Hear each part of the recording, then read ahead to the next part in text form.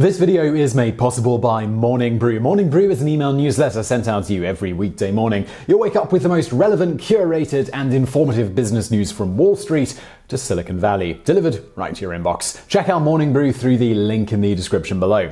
So in the video today, we're answering a viewer question because Scott L asks, can you really just go online and order a bride or wife from some other country? Seems like this can't be a thing because of immigration laws, right? Well, let's get into it.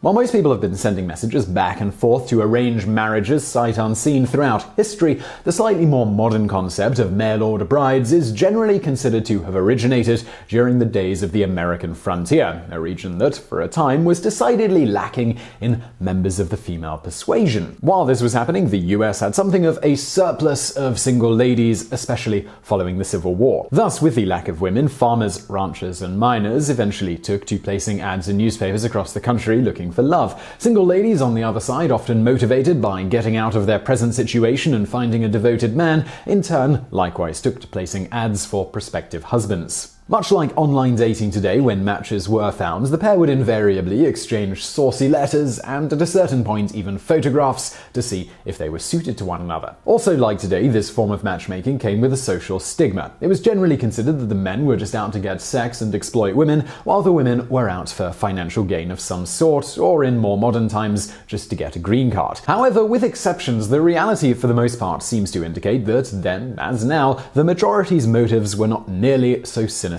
or selfish. As law professor and author of Buying a Bride, an engaging history of mail-order matches, Marcia Zug states when she started researching the book, I expected to find that mail-order marriages are fundamentally harmful and that these problems are long-standing. I was surprised that this is not what I found. Despite significant risks, mail-order marriages are typically beneficial and even liberating for women. On that note, the motivation in the days of yore was simply to find a companion in life and someone to start and raise a family with, pretty much like the motivations of more traditionally established relationships. Indeed, many ads from men looking for brides reflect this explicitly. For example, consider this one from a lonely and quite frank 19th century man. I enclose my photograph with my full description. It shows the features as natural as I can be, only it is too dark. I am very light complexion, grey eyes, auburn hair, 6 feet high, weight 190 pounds, inclined to be hump-shouldered, a muscular man and a widower 28 years old with a common school equations. But I've got enough to attend to any business. I am strictly moral. Don't use tobacco nor whiskey. I have one thing to offer, and it is neither lands nor gold, but a strong arm and a true heart, and will lay down my life for the right girl and be happy, for I am tired of living alone. The girl that steals my heart and takes my name for the remainder of my life, I will make happy, for I am hunting a girl that I can idolize and make an angel of. Of course, others just wanted a more traditional arrangement for the day, love and emotional companionship not really considered at all. Case in point, an Arkansas man who wrote in 1855, any gal that's got a bed, a coffee pot, and a skillet, knows how to cut out breeches, and can make a hunting shirt, and knows how to take care of children, can have my services until death parts both of us. However, given a study concerning mail-order brides conducted in 1890 by criminologist Arthur MacDonald, this latter type of ad is unlikely to have swayed the typical woman looking to engage in such a mail-order relationship. He noted, much to his consternation, that a large percentage of the women placing and responding to these ads were primarily looking for a much more liberal and equal relationship than they could get with their local stock of men. As one woman he interviewed about her motivations in taking part in such an arrangement noted, I am very independent and I have views of my own which some people do not approve of. Yet another stated, I am tired of the Society Act and fancy not just like a tiny bit of bohemianism. Also of note when reading these ads is that the women are unusually forthcoming given the time period they were written in, prompting the aforementioned law professor Zug to surmise that such ads were quite liberating for the women of the era. They allowed them to take a more active role in the courtship process. For example, consider this very frank ad written by a Missouri woman from 1910. Attractive woman, not a day over 30, would be pleased to correspond with eligible man. Not absolutely necessary that he should be young. Would prefer one with property, but one with a good paying position would be satisfactory. The young lady is of medium height, has brown hair and grey eyes, not fat, although most decidedly she is not skinny. Her friends say she is a fine-looking woman. Object, matrimony. Reason for this advertisement, the young woman lives in a little dinky town where the best catchers are the boys behind the counters in the dry goods and clothing stores, and everyone is spoken for by the time he is out of his short pants. Or how about this excerpt from an ad placed by a group of women in Calgary in 1916? "We have looked over the eligibles here, but find most of them standing in front of the bar or out autoing with somebody else's wife. We don't call them men. What we want is a real man with real brains and real honor. A man who would like a good clean wife and a good clean home, and honor them both. Now, with some good bachelor with plenty of backbone, brains and brawn, who keeps himself scrubbed and brushes his teeth, who pays enough attention to his fingernails to keep them from going into mourning for past decency, wants a home and a homey wife, and thinks he can stand a little scolding once in a while to give spice to life, we shall be mighty glad to hear from him and all about him." And yes, you read the last part right. This ad was indeed written by a group of area women looking for a potential male suitor. Even a century ago, men looking for love had to deal with ads about hot single women in their area. Not only that, but also similar to the modern world of online dating, we even uncovered a few 19th century news stories of men posing as young women, fake profiles, pictures and all, in such mail-order bride ads. From the few stories we found, it would appear the motive was primarily to make a fool out of men who responded to the ads. In one case reported in the New York Times in 1876, supposedly multiple men were involved and even invited a prospective husband to meet, at which point they doused him in sulfur flour, paraffin oil, and pelted him with rotten eggs as he ran away. Moving on to the modern day, the process for finding a bride is a little more streamlined, with there existing nearly 3,000 mail-order bride agencies worldwide, around 500 of which operate in the United States. For the most part, these agencies are functionally similar to a more traditional dating service, with the goal being simply to facilitate meetings between compatible people. Just those who sign up here are more explicitly looking for marriage. Another major difference, at least in the United States, is that such mail-order bride services must adhere to the terms of the International Marriage Broker Regulation Act of 2005. In a nutshell, this requires the agencies in question to perform extremely extensive background checks on prospective male clients. Said background check will generally be used to ensure that the person has a clean record, and will be also used to discern exact details of one's personal finances and marital status. This information is then fully disclosed to women who are interested in a particular prospect in order to help them make an informed decision. It is also required by law in the US that the agencies ensure that no man on the service can contact a given woman unless she gives explicit consent for said individual to be able to do so. In a nutshell, the intention here is to protect women from being taken advantage of or misled, which is naturally a risk when being brought to a country that is wholly foreign to them, often with little way to get back. On this note, Zug notes, the idea that men are buying women and that the women have no say, no free will, basically that they're trafficked, is not true. Mail-order brides are very much, in most cases, in control. It doesn't mean that it always works out, but they know what they are doing in the sense that they believe that this is going to be something that offers them an opportunity to improve their lives. Of course, often in such modern potential matches, there exists a language barrier that hinders progress in initial meetups. As such, most mail-order bride services offer translation services, allowing clients and prospective partners to communicate more effectively. A service, it should be noted, most agencies charge handsomely for, along with many other fees, leading to frequent accusations being leveled against some agencies that they're just preying on emotionally vulnerable men and attempting to milk them for all they're worth, with little care as to whether they actually ever find a match. In fact, the longer it takes to find a match, the lonelier they potentially get and the more the company can make off them. As one expert on helping men and women find each other online, Mark Edward Davis, once put it, the online dating scene, their business model is designed to keep you on the website, feeding the meter, not finding a wife. Another popular service offered by some, but not all, mail-order bride agencies is international trips to meet prospective partners in person at events not unlike singles mixers. Said events allow clients to meet in person to see if there's a spark, with translation services often being on hand to facilitate communication.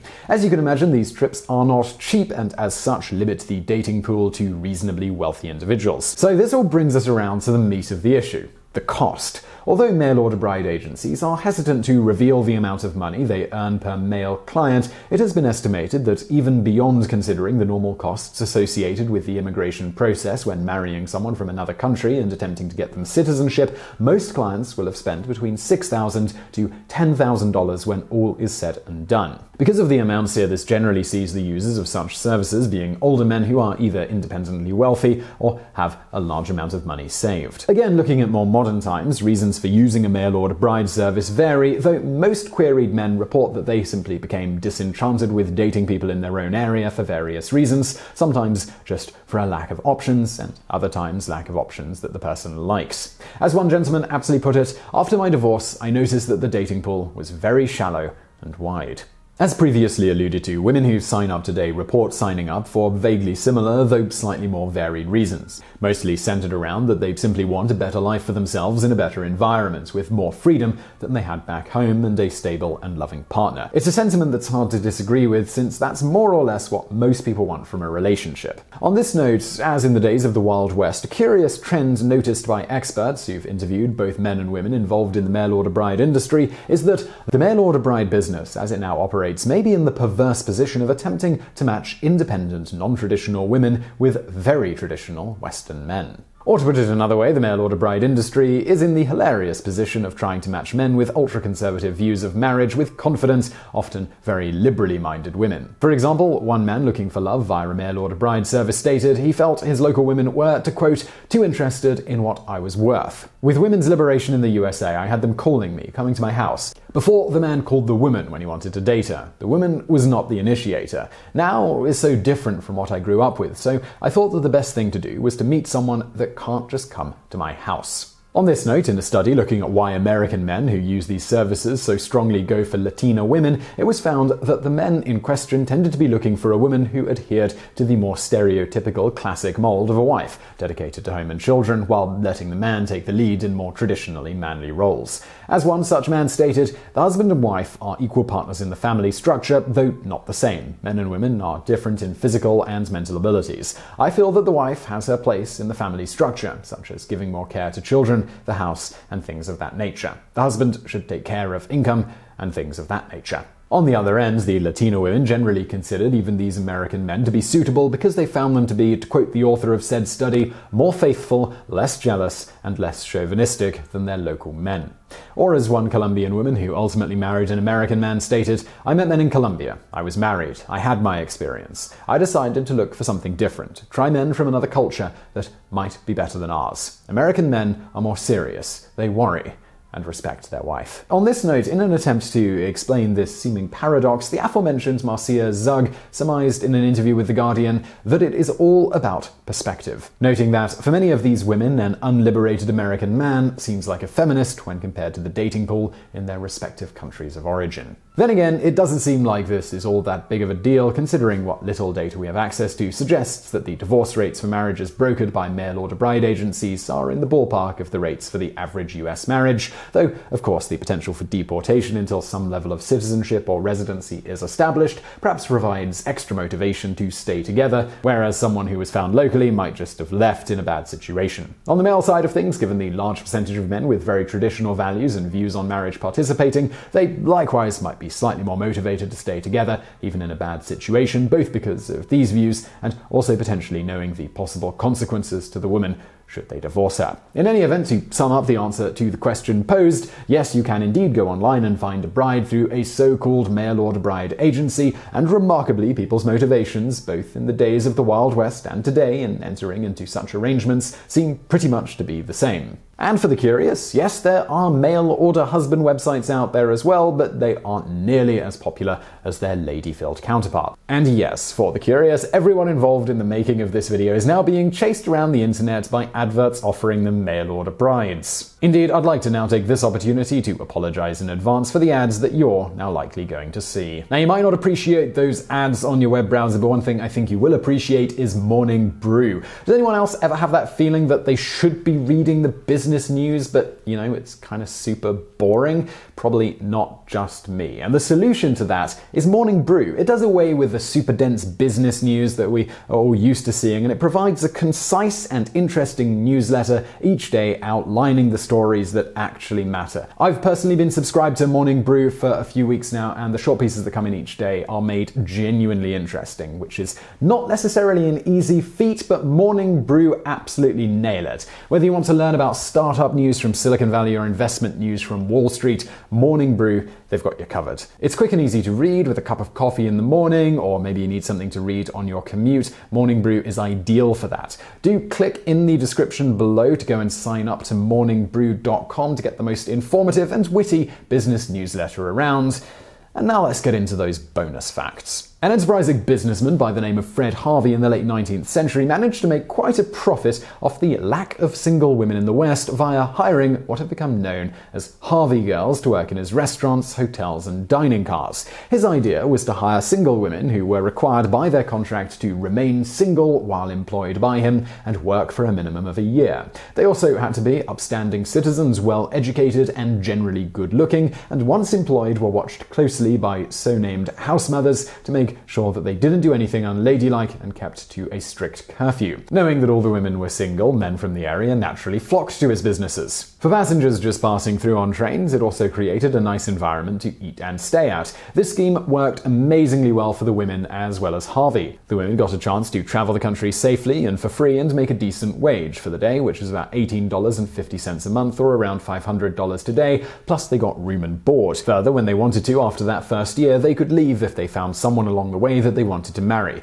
And thanks to the Harvey girls' outstanding reputation and the shortage of women around, their prospects on that side, they were pretty good, with a wide range of suitors to choose from. In the end of it, around 5,000 men found wives with the Harvey girls, with marriage being by far the #1 reason why they quit their jobs. And now for another bonus fact. Something of a counterpart to mail-order brides was also experienced by Asian men in the United States in the late 19th and early 20th century. Called picture brides, this was a result of thousands of Asian men moving to the US with the promise of work and then settling predominantly in all-male communities. Lacking sufficient women, they sought them out from their homelands, often through a matchmaker who, among other things, would use pictures to help find a match. Much like similar arrangements today, the benefit to the men was to finding a willing female companion to start a family with when, for whatever reason, their local prospects were grim. The benefit for the women was likewise similar to today, including economic, getting out of a bad situation back home, starting over in a new life, the potential for more freedom in a different culture, and just simply to more easily immigrate to America, especially after the passage of the Japanese-American Passport Agreement of 1907.